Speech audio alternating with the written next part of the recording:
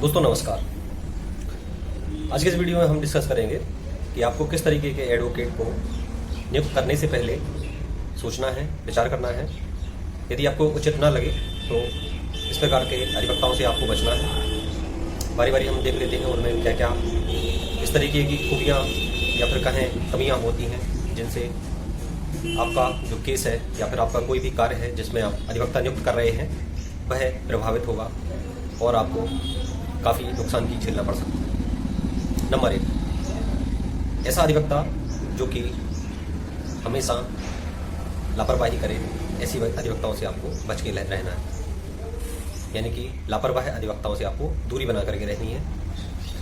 और किसी भी अधिवक्ता को नियुक्त करने से पहले आप उसके बैकग्राउंड के बारे में थोड़ा सा जान लीजिए। उसका रिकॉर्ड कैसा है, उसने कितने केसेस को फाइट किया है, किस तरीके से वे ऑफ टॉकिंग है, किस तरीके से अपनी बात को वो कोर्ट के सामने रिप्रेजेंट करता है, आप उससे कितने सेटिस्फाई हैं, अदर क्लाइंट्स उससे किस प्रकार से संतुष्ट रहे हैं अभी तक। ये सारी चीज़ें आप उसके बारे में देख लीजिए।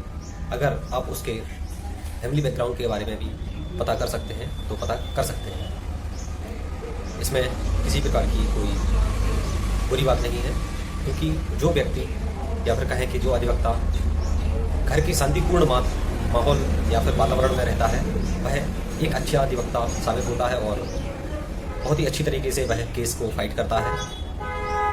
अगर इसके विलोम की हम बात करते हैं तो जो अधिवक्ता घर से परेशान हो और उसके घर में लड़ाई झगड़ा होता हो तो ऐसा अशांत चित्त वाला अधिवक्ता कभी आपको केस जिता नहीं पाएगा।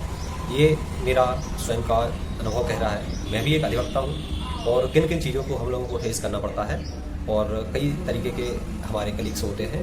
कोई भी अधिवक्ता बुरा नहीं होता है, लेकिन उसके आचरण उसको अच्छा या बुरा बनाते हैं। तो अधिवक्ता एक पद है जो कि बहुत खूबसूरत और एक नोबेल प्रोफेशन है। इसको किसी भी प्रकार से बदनाम नहीं करना चाहिए, लेकिन कुछ व्यक्ति की आदतें होती हैं जिनसे वह अपने धारण करने वाले पद को बदनाम करने का भी काम करते हैं।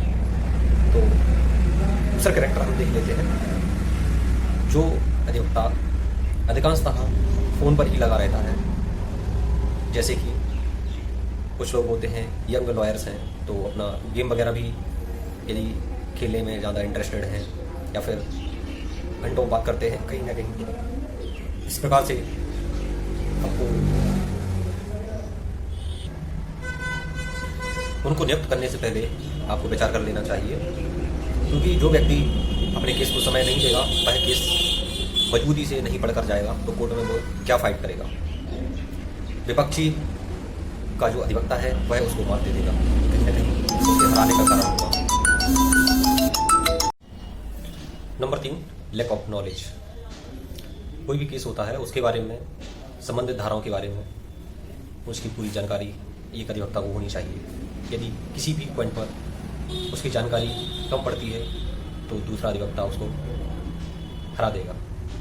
जैसे कि किसी भी क्रिमिनल मैटर की यदि हम बात करें तो क्रिमिनल मैटर में यदि पोस्टमार्टम रिपोर्ट उसमें लगी हुई है, पोस्टमार्टम रिपोर्ट अधिवक्ता को यदि पढ़ना नहीं आता है, उसके बायोलॉजिकल टर्म्स जो है यदि उनको रीड आउट करना नहीं आता है, उसका शाब्दिक अर्थ नहीं आता है, तो वह उसको अच्छी तरह से समझ नहीं पाएगा और उसको एक्सप्लेन भी अच्छे से नहीं कर पाएगा।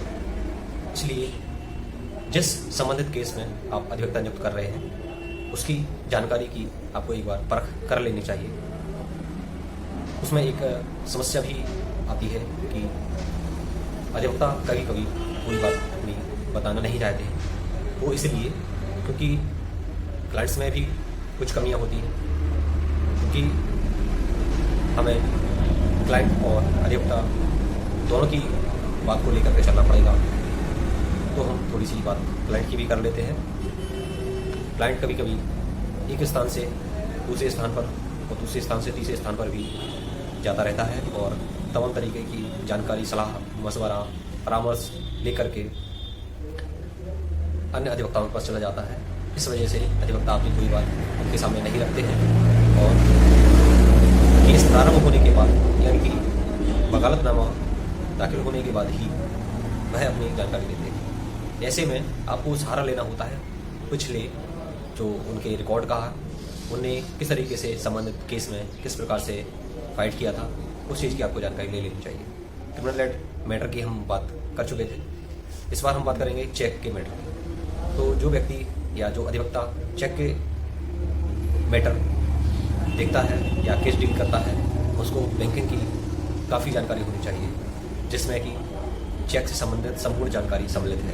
यदि उसको चेक को भरने से लेकर के उसके राशि आहरण और अन्य जरूरी जानकारी की जानकारी नहीं है तो उसको आप नियुक्त करने से बचिए।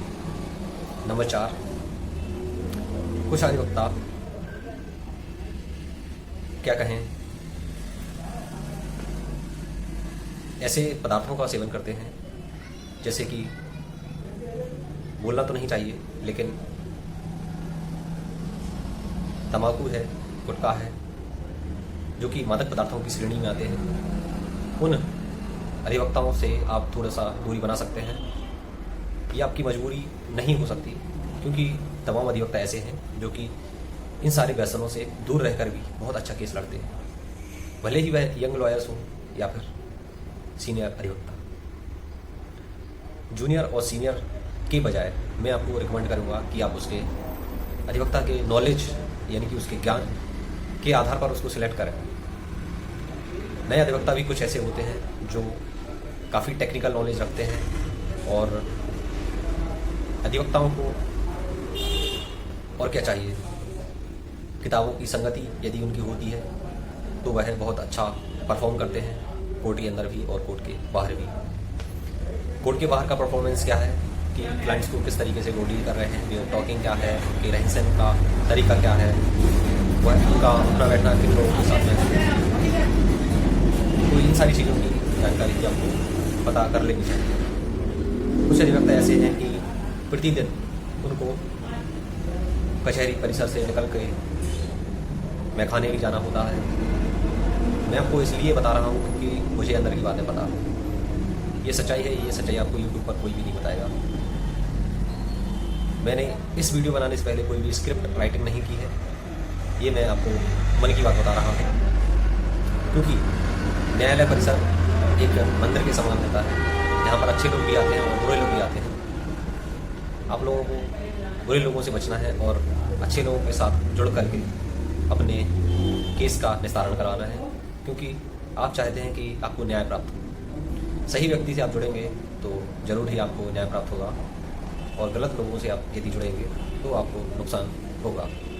इस वीडियो में इतना ही। यदि आपको वीडियो अच्छी लगी है तो चैनल को सब्सक्राइब करिए, वीडियो को लाइक करिए और नोटिफिकेशन बेल को प्रेस कर लीजिए ऑल पर, ताकि मैं जो भी वीडियो लेकर के आता हूँ उसका नोटिफिकेशन सबसे पहले आप तक पहुँच सके। मिलते हैं किसी अन्य विधिक जानकारी के साथ में दूसरी वीडियो में। जय हिंद, वंदे मातरम, भारत माता की जय।